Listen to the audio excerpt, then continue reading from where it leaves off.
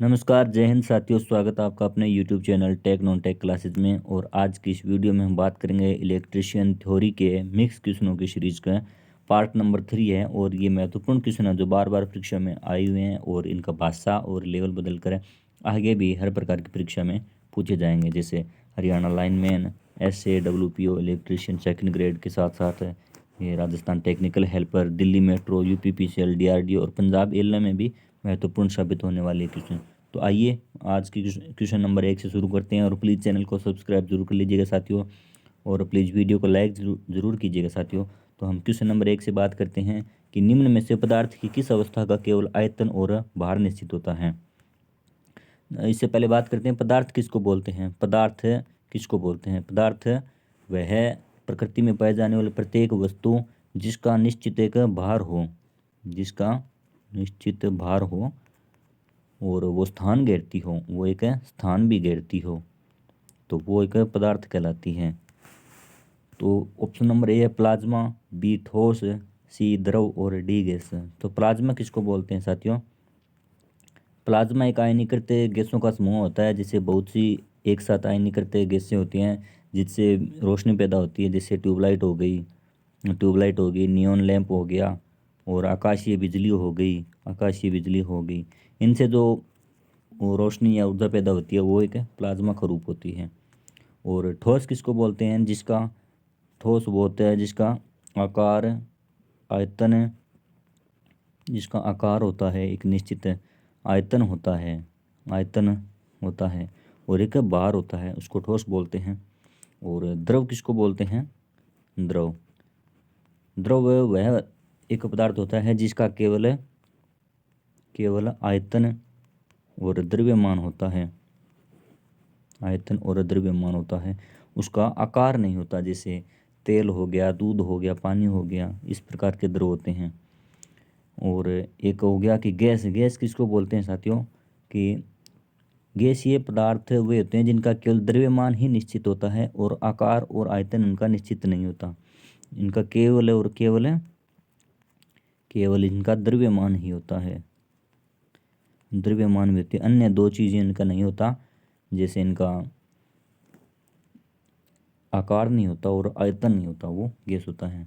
तो इस हिसाब से इसी क्वेश्चन का आंसर होगा द्रव ही वह पदार्थ होता है जिसका केवल आयतन होता है और भार होता है, यानी इसका कोई आकार नहीं होता।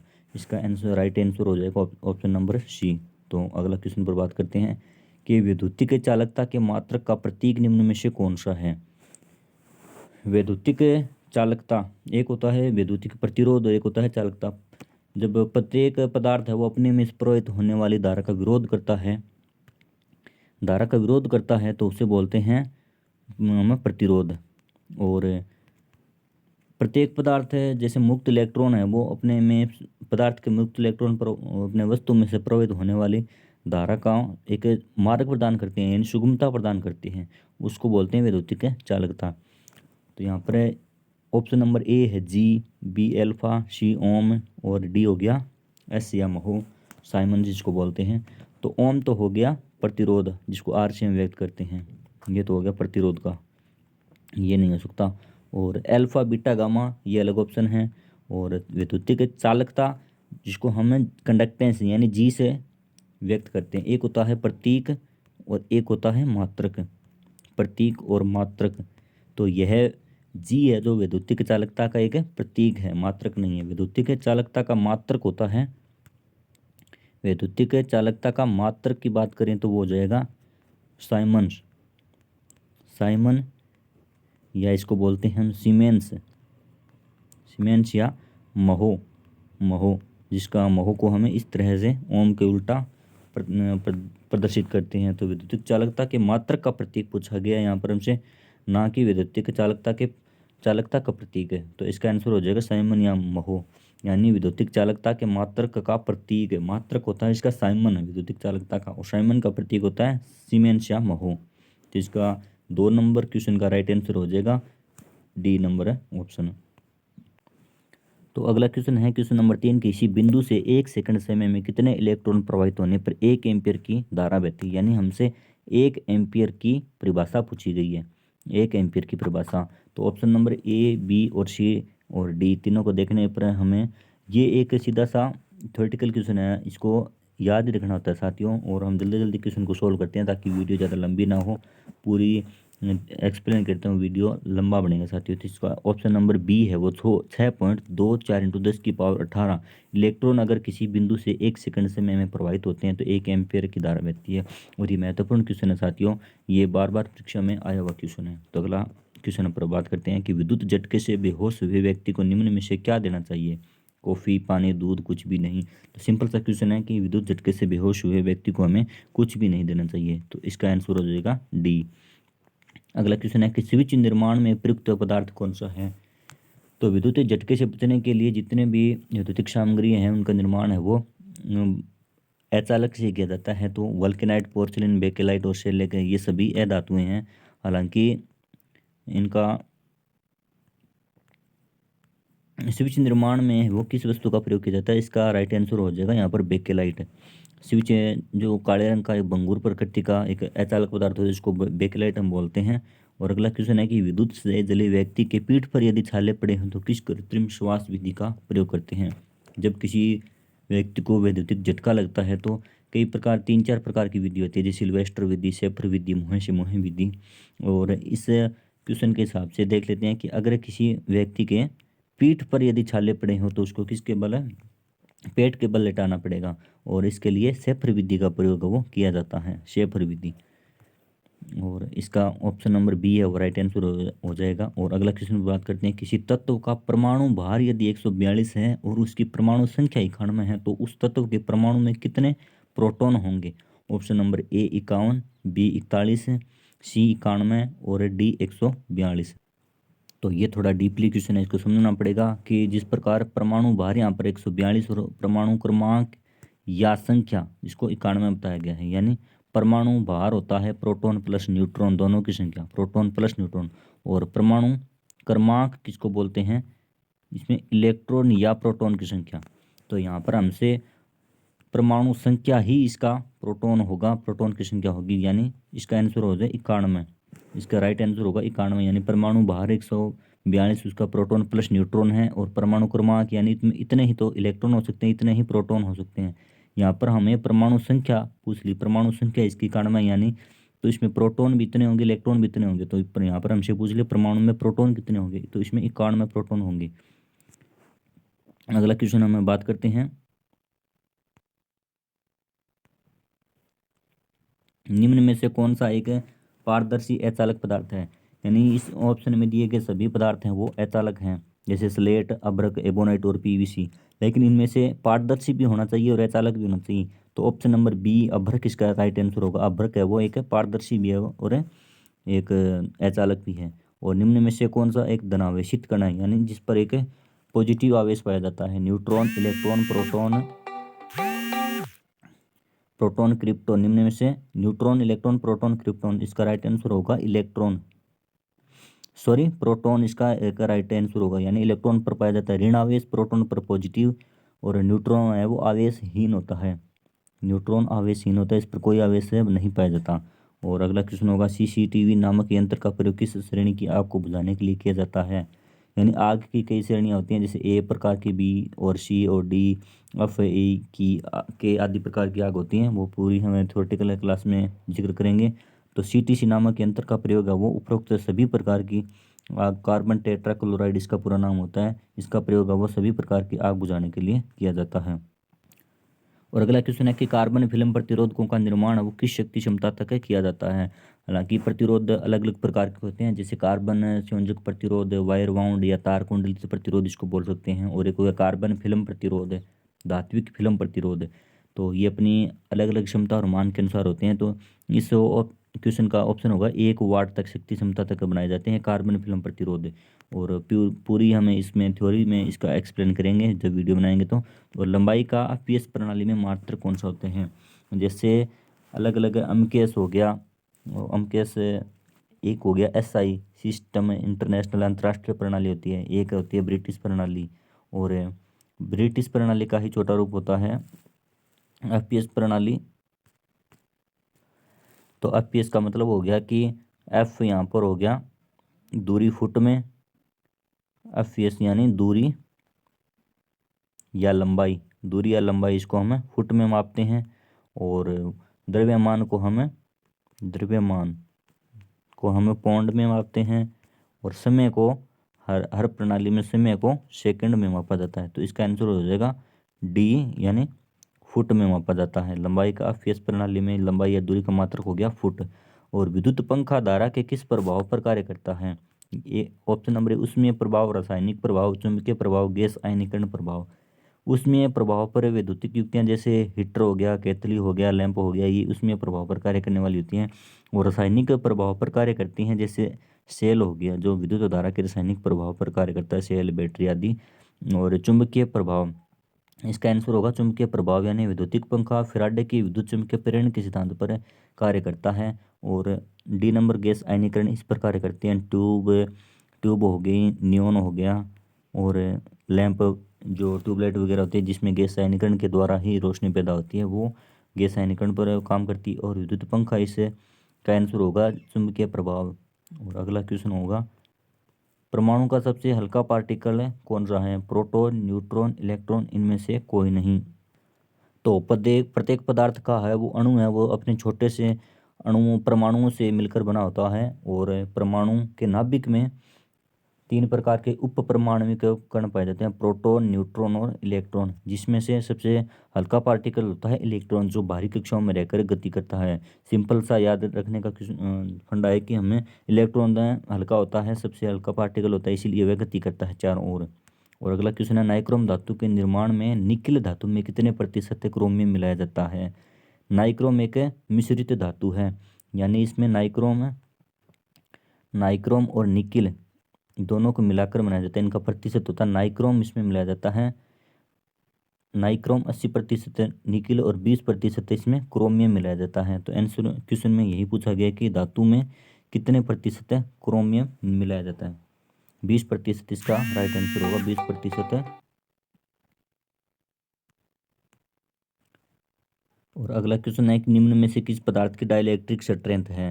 यानी लोहा, चांदी, पारा, अभ्रक। डाइलेक्ट्रिक स्ट्रेंथ होती है अचालकों की, डाइलेक्ट्रिक स्ट्रेंथ होती है अचालकों की। लोहा, चांदी और पारा ये तीनों ही धात्विक हैं, तो ये इनका आंसर नहीं हो सकता। अभ्रक एक अचालक पदार्थ है, इसकी एक उच्च डाइलेक्ट्रिक स्ट्रेंथ होती है, जो विद्युतिक कार्यों में बहुत इसका प्रयोग अचालक के रूप में प्राथमिकता के साथ किया जाता है। और अगला क्वेश्चन है कि विद्युत धारा का प्रवाह होता है, यानी माइनस से प्लस की ओर या प्लस से माइनस की ओर या दोनों ओर, इनमें से कोई नहीं। विद्युत धारा का प्रवाह किसको बोलते हैं? कि पदार्थों में मुक्त इलेक्ट्रॉनों के कारण जब मुक्त इलेक्ट्रॉनों पर एक विद्युत वाहक बल आरोपित होता है, उसमें धारा का प्रवाहित होता है। तो मुक्त इलेक्ट्रॉनों का आवेश होता है, वो होता है ऋणात्मक, यानी विद्युत धारा का प्रवाह होता है इलेक्ट्रॉनों के विपरीत। तो अगर इसमें ऐसा पूछते हैं कि इलेक्ट्रॉनों का प्रवाह किस प्रकार होता है, तो इलेक्ट्रॉन होते हैं माइनस से प्लस की ओर, यानी ऋण आवेश से पॉजिटिव आवेश की ओर होता है। और अगर धारा का इसमें पूछा है कि धारा का प्रवाह, धारा का इलेक्ट्रॉनों के विपरीत अगर प्रवाहित होगा, तो इसका राइट आंसर हो जाएगा प्लस से माइनस की ओर, धारा होगी प्लस से माइनस की ओर। और अगला क्वेश्चन पूछा गया है कि धारा जिसका मान है वो समय के साथ बदलता रहता है, क्या कहलाती है? DC, AC, Jaya. तो साथियों आपको पता है कि DC वह होती है जिसके DC धारा का मान और दिशा दिशा है वो नियत रहती है, दिशा नियत रहती है, तो वो DC कहलाती है। और SC और जया, और डी नंबर ऑप्शन है, B और C दोनों। तो SC और जया, SC को ही हमें जया तरंग बोलते हैं। तो SC ही धारा होती है जिसका मान और समय के साथ है वो बदलता रहता है, जैसे इस प्रकार इसमें 360 डिग्री का कोण बनता है। तो हर समय इसका तात्कालिक वैल्यू है वो अलग अलग आती है। तो इसका राइट आंसर हो जाएगा डी नंबर ऑप्शन है, यानी B और C दोनों इसका राइट आंसर होने वाला है। और सिल्वर नाइट्रेट के घोल में कैथोड पर कितनी चांदी प्राप्त होने पर धारा का मान है वो 1 एम्पीयर होगा? तो इसका एक सीधा सा फार्मूला याद रखना है। एक एम्पीयर की रासायनिक परिभाषा हमसे पूछी गई है, ये बार बार परीक्षाओं में आती है। और इसका राइट आंसर हो जाएगा कि 0.001118 ग्राम, इसका और राइट आंसर होगा option number C, silver nitrate के घोल में कैथोड पर अगर हमें किसी वस्तु को डुबोते हैं उस सिल्वर नाइट्रेट AgNO3 के घोल में, तो कैथोड पर हमें इतनी मात्रा में अगर चांदी प्राप्त होती है 1 सेकंड समय में, तो उसका मान है वो 1 एम्पीयर होगा। और अगला क्वेश्चन है कि वायर बाउंड प्रतिरोधकों के निर्माण में किस धातु के तार का प्रयोग किया जाता है।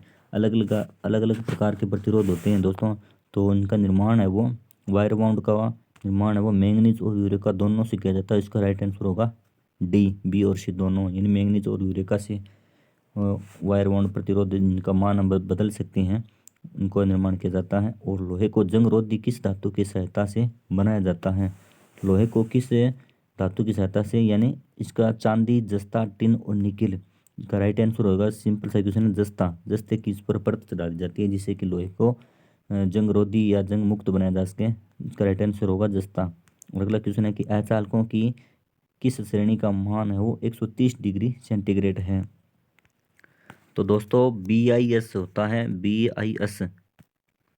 BIS bureau of Indian standard के अनुसार अचालकों की अलग अलग श्रेणियां होती हैं। जैसे हम बात करते हैं, जैसे ए श्रेणी हो गई,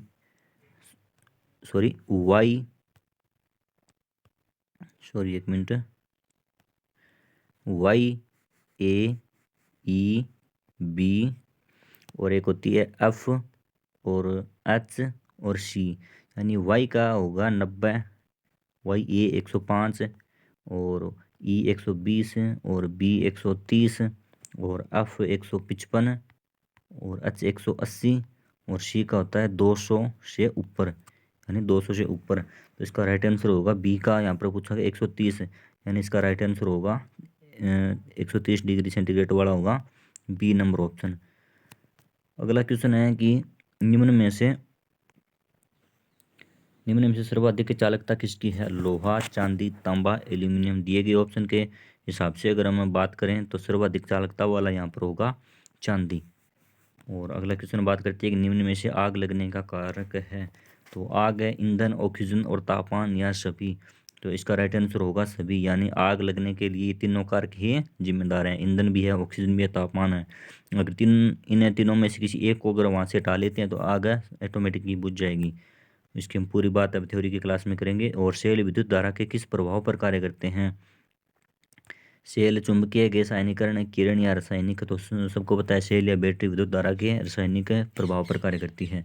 और अगला क्वेश्चन होगा कि किसी परमाणु के नाभिक में कौन से होते हैं। प्रोटॉन होता है, न्यूट्रॉन, प्रोटॉन न्यूट्रॉन दोनों, इलेक्ट्रॉन प्रोटॉन, न्यूट्रॉन इलेक्ट्रॉन या सभी। तो परमाणु के नाभिक में किस प्रकार का होता है।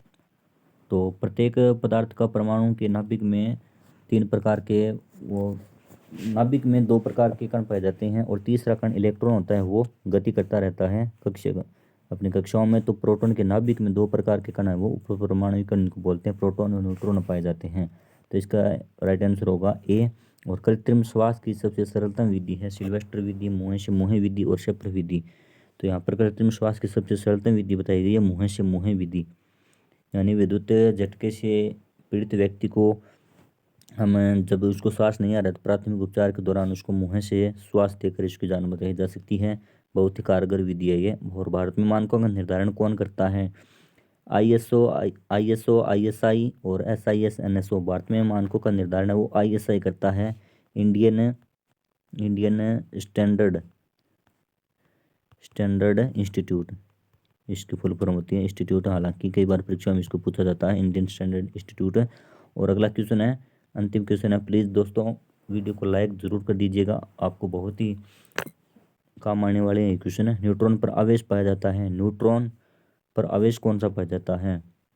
धनात्मक, ऋणात्मक, आवेशहीन और कोई नहीं। यानी न्यूट्रॉन पर है कोई प्रकार का आवेश नहीं पाया जाता है, यानी एक आवेशहीन होता है। इसका राइट आंसर होगा सी। और धनात्मक आवेश पाया जाता है प्रोटॉन पर, यानी प्रोटॉन पर। और ऋणात्मक यानी नेगेटिव आवेश पाया जाता है इलेक्ट्रॉन पर।